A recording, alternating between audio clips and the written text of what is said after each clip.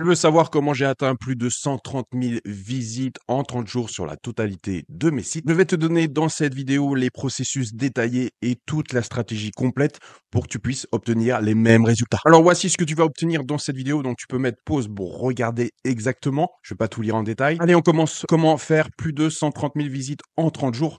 Et la première étape, ça va être de configurer ton site pour faire des articles en total automatique. C'est-à-dire sans vraiment toi y toucher. Bien sûr, tu pourras optimiser après dans le futur ceux qui ne se classent pas. Mais en tout cas, tous les jours, ton site publie des articles et ça sans que tu y passes des heures vu que c'est préconfiguré à la base, tu n'y touches plus. Et la grosse différence par rapport à avant, qu'on ne pouvait pas le faire, aujourd'hui on est en 2025 avec les meilleures technologies et aujourd'hui ceux qui ne font pas ça se font totalement dépasser puisque tu fais du SEO comme dans l'ancien temps, c'est-à-dire que tu crées toi-même avec tes petites mains ton article de blog et concrètement tu n'as pas assez d'articles, tu n'as pas assez de régularité.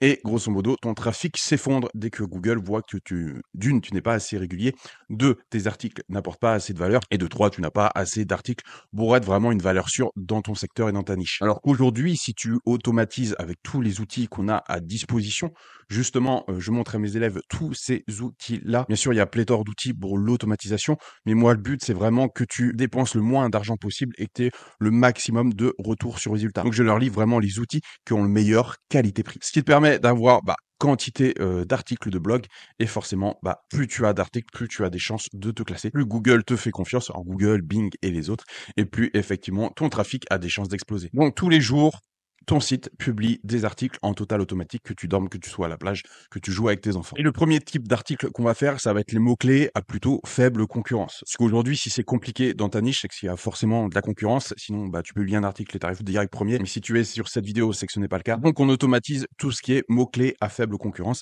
C'est-à-dire que tous les jours, tu as plusieurs articles. Moi, je conseille de la bonne fréquence, c'est un minimum par jour à 3, 4 par jour. Pas plus parce que après, effectivement, vis-à-vis des algorithmes Google, si tu publies 10 articles par jour, ça semble un peu louche quand même. Donc tout ce qui ressemble à de l'automatisation où tu balances 20 articles par jour, effectivement, ça peut te pénaliser. Mais voilà, si tu restes dans la tranche de 1 à 3 par jour, voire 4 par jour, voilà, il y a vraiment zéro risque. Après, la deuxième automatisation que j'enseigne, ça va être la réécriture d'articles d'une autre langue. C'est-à-dire que tu cibles un site qui est dans un autre pays, qui est plutôt bien optimisé SEO, c'est-à-dire que la plupart de ces articles se classent bien. Tu les fais réécrire tout simplement par l'IA en automatique. C'est-à-dire que dès que lui publie un article, toi, ça réécrit via l'intelligence artificielle totalement son article. Donc, c'est pas juste de la traduction et ça le balance directement sur ton site. Donc, d'une, tu vas passer tout ce qui est plagiarisme shaker, tu sais, les logiciels de plagiat, puisque vu que tu l'as réécrit et que tu as donné encore plus de valeur, on peut pas t'accuser de plagier. Après, la seule chose véritable que tu as faite, c'est reprendre les grandes idées et écrire sur le même thème en visant le même mot-clé. Et crois-moi que si un site bosse vraiment bien son SEO, cible ce mot-clé-là dans un autre pays, il y a des chances que ça soit pertinent aussi dans le nôtre. Donc ça marche particulièrement bien. Surtout si tu vises aussi des sites étrangers, on le voit vite, où c'est écrit par un humain. Voilà, tu as encore plus de chances que ton texte soit totalement humanisé puisqu'on va juste légèrement le réécrire. Donc ça, c'est vraiment très très puissant comme technique. Et ça te permet encore plus d'avoir tous les jours un article très pertinent sur ton site. Après, la troisième chose que tu peux faire, c'est de prendre tes vidéos ou d'autres vidéos et de les transformer en articles. Tu sais, bien souvent, les vidéos, il y a vraiment des informations pertinentes parce qu'il faut capter le viewer, il faut qu'il y ait un bon watch time. Donc les vidéos sont souvent de grande valeur et de plus grande valeur que de simples articles. Et le fait de transformer une vidéo en article, ça va te permettre de réduire le taux de rebond. C'est le taux de rebond, c'est la personne qui arrive sur ton site et qui quitte ton site parce qu'il n'a pas trouvé l'information. Mais vu que les vidéos sont bourrées d'informations, dès que tu les transformes en articles, forcément, ça booste le trafic de ton site. Donc ça, c'est vraiment quelque chose qui est pas assez fait, surtout en francophonie. C'est fait beaucoup en Angleterre et dans les pays anglophones. Ce qui est US et UK, ils le font beaucoup plus. Mais en tout cas, c'est vraiment très pertinent de transformer des vidéos en articles. Ensuite, la deuxième branche par rapport à ça, vu que tu fais là des articles en total automatique, c'est de les soumettre en automatique aussi aux différents moteurs de recherche. C'est-à-dire que dès qu'il y a un nouvel article qui a été fait, donc que ça soit vis-à-vis d'une vidéo, que ça soit vis-à-vis d'un article d'un autre site, ou que ce soit vis-à-vis d'un mot-clé à faible concurrence que tu as déjà rentré dans ton outil d'automatisation, ça va le soumettre au moteur de recherche pour que ça soit indexé au plus vite. Donc il n'est pas rare d'avoir une page qui est indexée très rapidement dans les 2-3 heures, alors qu'elle vient juste d'être sortie sur ton site. Donc bien sûr, le premier moteur de recherche à viser, c'est Google, et le deuxième qui représente quand même 10% du trafic, ça va être Bing. Faut pas oublier aussi que Edge est de plus en plus utilisé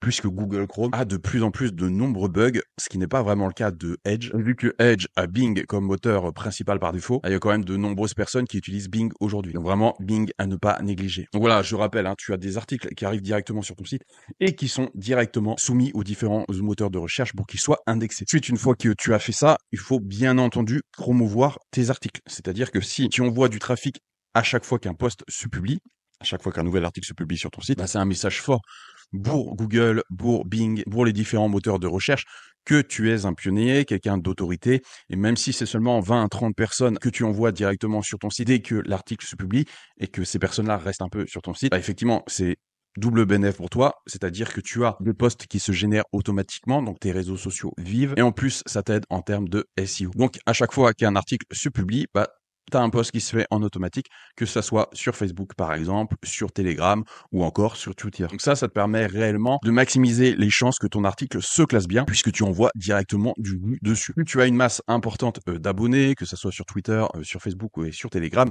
plus c'est pertinent pour Google de bien te classer. Parce que tu le sais, hein, Google met de plus en plus en avant des figures d'autorité dans leur domaine. Et plus tu bosses assez vite bah, ces réseaux sociaux, plus tu as des abonnés. Et puis effectivement, c'est facile de te classer sur Google. Ensuite, pour arriver à ce trafic de qualité, il ne faut pas oublier YouTube. YouTube, c'est le deuxième moteur de recherche. Si tu devais être sur un seul réseau, parce que pour moi c'est un réseau, hormis ton site web, ça serait YouTube. Je rappelle que YouTube, ça appartient à Google. Et plus tu as une base d'abonnés assez forte sur YouTube, bah, plus tu as des chances aussi que ton site marche bien. Donc après, hein, peut-être que tu as peur de montrer ton visage sur YouTube, ce qui peut se comprendre. On n'est pas si nombreux en France à le faire, mais il y a des possibilités aujourd'hui de faire des vidéos faceless assez facilement avec l'IA là encore. Et dans certains secteurs d'activité, ça marche encore mieux puisqu'il n'y a pas forcément besoin qu'il y ait ton visage affiché sur l'écran. Donc tous les domaines qu'on voit ici, c'est des choses que j'apprends à mes élèves et les vidéos faceless en font partie. Après, tu peux mixer les deux, c'est-à-dire faire des vidéos avec des avatars IA et on y arrive de plus en plus. C'est qu'aujourd'hui, les avatars IA sont extrêmement bien faits. Certains de mes élèves aussi qui clonent leur voix et qui utilisent des avatars IA. Donc, une fois que ta voix est clonée, il n'y a plus rien à faire, il y a juste à taper un prompt et on te sort la bonne vidéo. Donc ça, pareil, c'est très très puissant pour mettre en avant ton activité, tes produits, etc. Et je rappelle que YouTube, son utilisation est totalement gratuite. Et ensuite, tu as la stratégie des collaborations, c'est-à-dire collaborer, faire une interview avec une autre personne. Donc ça peut se faire en faceless aussi, il n'y a que la voix. Ça te permet aussi d'avoir du trafic de qualité, de te positionner en élément d'autorité parce que c'est toi qui interviews la personne. Ça te permet aussi de te faire connaître vis-à-vis de son audience parce que quelqu'un qui a une interview de lui va forcément le partager sur les réseaux sociaux, sur ses réseaux sociaux. Et donc ça te permet d'avoir du jus et de l'attraction et d'avoir aussi récupéré une partie de ses prospects. Donc penser au collab, c'est quand même assez important et ça te permet assez facilement d'avoir du trafic de qualité. Ensuite, l'autre notion à prendre en compte et qui est très importante, ça va être la notion de lien, c'est-à-dire des liens internes vis-à-vis de ton site. Je t'ai déjà parlé des backlinks dans une autre vidéo, dans la vidéo dernière que tu pourras regarder aussi. Mais là, on va parler plus des liens internes qui se font totalement automatiquement. Donc, imaginons quand je vais transformer cette vidéo en article, je vais prendre par exemple comme mot-clé process SEO à copier-coller. Et dès que j'aurai le mot copier-coller SEO quelque part dans mes articles, ça va le lier directement à cet article-là. Ce qui est très puissant vis-à-vis des moteurs de recherche, puisque moi, ça me demande juste une action. Je vais le faire une fois et sur toutes mes pages, ça va lier mon article et ça va faire comprendre au moteur de recherche sur quel mot-clé il faut ranker cet article. Après, moi, ce que je conseille, c'est de faire des sites satellites. C'est-à-dire qu'aujourd'hui, monter un site WordPress, c'est faisable totalement gratuitement, je le rappelle, hein, faut juste pas passer sur wordpress.com, mais il est possible d'avoir des sites WordPress totalement gratuitement, donc de faire des sites satellites, et grâce à ces sites satellites, tu pointes directement vers ton article qui est fraîchement publié. Donc pareil, ça te permet de faire du transfert d'autorité et d'envoyer du jus vers ton site. Donc toutes ces techniques-là, c'est des techniques qui sont assez avancées sur le SEO, on va pas se cacher, mais aujourd'hui, si tu fais pas ces techniques-là en 2025, ça risque d'être très compliqué pour se classer sur Google. La concurrence est de plus en plus féroce. Voilà, énormément de valeur dans cette vidéo. N'hésite pas à la revoir. Et moi, je te dis à la prochaine pour une nouvelle vidéo. C'était Max de Référencement Organique. Bye.